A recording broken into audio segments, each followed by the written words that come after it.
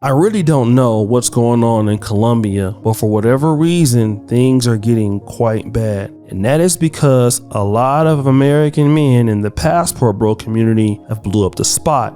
Now, what does blow up the spot means? Well, in so many words, it means that these particular men have made this place very popular. And it used to be Brazil, to be honest. Brazil and the Dominican Republic was getting a lot of shine, and to a degree, it still does. But Colombia seems to be the #1 spot right now. And I'll tell you why I believe that is. Number one, Dominican Republic and Brazil. Well, DR is still good, but DR doesn't have the amenities that Brazil or Colombia has. They just don't have the infrastructure, and corruption down there, from what I understand, is just too much. Colombia has all the infrastructure and it's very close to Florida. Now, Brazil has the infrastructure that Colombia has, but it's further out, meaning that it's also more expensive. So if you're a guy and you want to be in close proximity to the United States, you're more than likely to choose Colombia. And even if you're in Europe, you'll probably choose Colombia because most European passports, you don't need a visa to get into Colombia or even Brazil. So that makes it a very good choice for you. And your money will go a longer way in Colombia than in Brazil. Let's talk about the women. The women in Brazil are supposed to be top notch, and they are because I was there. But equally, the women in Colombia are also going to be top notch. So what do you decide on at the end of the day? You decide on the price, and the price is better in Colombia. So yay, give us a round of applause. We have a winner. But wait a minute, I want to talk about something that's very important. You see, since these American men have been coming down to Brazil, you see, the economy is growing for tourism, but it's not the kind of economy that you think. Because see, the economy growing is the underground economy. And that is, you have people who see these tourists coming in and they want to get a piece of the pie. So they are. And I want you to hear this clip from this YouTuber who's going to explain it in the way that I want to talk about it. Let's talk about what is happening and why these people, these so-called veterans, are falling into this and falling victim. Look, it's a business. It's one of the, I hate to say it, but it's probably one of the, how can I say this? It's a very profitable business. It's a business, and it's a very profitable business here in Medellin. Scamming foreign guys, females scamming foreign guys here in Colombia, and Medellin especially. And it's not just females. It's not just the females doing this. These are groups. These are what they call bandillas, right? Local gangs up in the neighborhoods that, these are organized groups that are doing this, sending out the females, finding the females, and when those females like trap those guys, they have 1 or 2 guys in the groups waiting for them to help them out if they need help. It's an organized effort, and because they saw that it was successful, because tourism is picking up and a lot of foreigners are coming here, and with a lot of money and a lot of guys coming here because of those certain reasons and going up to those kind of girls, they saw the success, they saw the easy money. So what happens?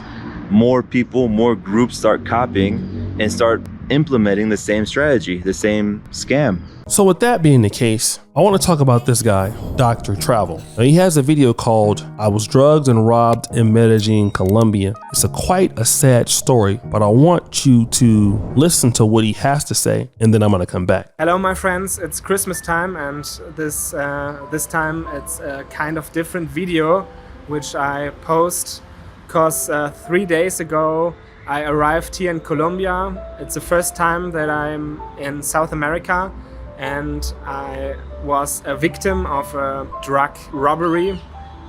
So the story was, I was chatting with a local girl. She invited me to her apartment with a friend. They wanted to cook a local dish, and I thought it would be a very nice opportunity to meet local people because I'm traveling solo. I didn't know anyone here. And yeah, I went to their apartment. Everything was fine. We were listening to music. We were talking. I didn't expect anything bad, but at some point they offered me a drink, which was like a soft drink, a pink soft drink, very sweet. I was drinking a few sips, and then after 10 or 15 minutes, I lost the control over my body. And from this moment on, I have like a blackout, I woke up in the morning without my phone, without my bank card, and then I somehow made it back to my hostel. I think I met a guy who paid a taxi for me because he said, dude, you got robbed and drugged. And then back at my hostel, I checked my emails on my laptop and I saw that they basically stole everything from me. Since they had the access of my Face ID through my phone, they were able to see all my login data of my internet accounts, so my bank account and also my saving accounts. I'm a member of some crypto exchanges. These were my savings and they stole everything. I can show you the emails, I'm not lying. So what you see here is that they first changed the password of my Apple ID, then deactivated the tracking function of my phone, and then also the connected bank to my PayPal account. They started to send money over to their PayPal accounts, and then they went through my crypto exchanges like Binance, Bitpanda and Coinbase, and they sent over all the different kinds of cryptocurrencies I had. At Bitpanda they also sold my cryptocurrencies and sent all the money to their own crypto wallets, and the damage in total is about 15,000 euros, all my savings I had. And then at the end they also completely changed the connected telephone number of my Apple ID. So I already contacted the Apple support service, but since they changed the telephone number of my Apple ID, I'm not able to gain back the access of my Apple ID, which means it's forever gone. They stole everything. I calculated it today, it is around $15,000, so basically all the money I have and my savings, and they stole my phone, and now I'm in the situation where I don't have a phone, no access to a bank account, no money, and I'm stuck here in Medellin, Colombia on Christmas Day. So as you've heard, guys, this young man who came to Colombia was hanging out with some chicks. They gave him a pink drink, and again, they took everything, like got his Face ID. Now I'm just thinking about me being in Africa. I think if I were to lose my phone, maybe they would try to take the mobile money off of it, but they got access to all of his crypto exchanges, sent the money to someplace else. They changed the Apple ID password. They took 15,000 euros from the guy. They wiped the guy clean out, all because he was hanging out with some chicks and basically was trying to just have fun.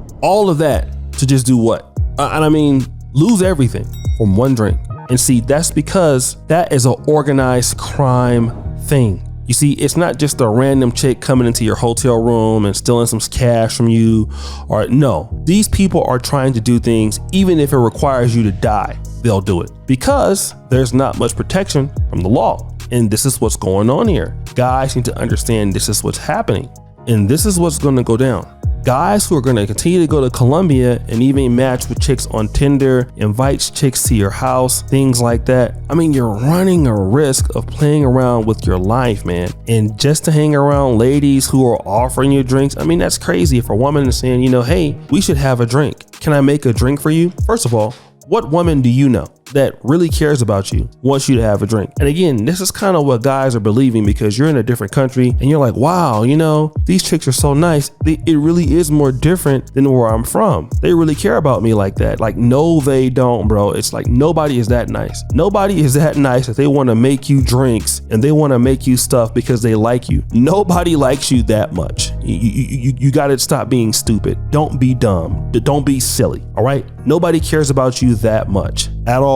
Completely, they don't, right? You'd have to be a complete fool to believe anything like that. And you need to look out for yourself. You need to look out for your safety. And then you need to be smart about what you're trying to do. Whenever you're in a place like the Dominican Republic, something like that, what you need to do is I always say this. First of all, don't use your main phone when you go out, all right? If you have a phone that has all of your documents and records, then what you should do is take a phone that you don't mind losing, traveling with the phone. that you're gonna have for Colombia, something like that. Right? Let's say, for example, if you were to get drugged or something, they would be able to just take that. Now, if you were to have a wallet, okay, you could take more than one wallet. You should consider having more than one wallet so that if they get you for your wallet, then that wallet is not gonna be there, right? Then you should never take anybody to your home or anything like that. Still, if you're in a place like that, you should deal with somebody that's not where you're living at. Get another room. So if you're gonna meet somebody, things like that, you happen to lose consciousness, then, you know, let them get you for your fake phone and get you for whatever else while you keep your other stuff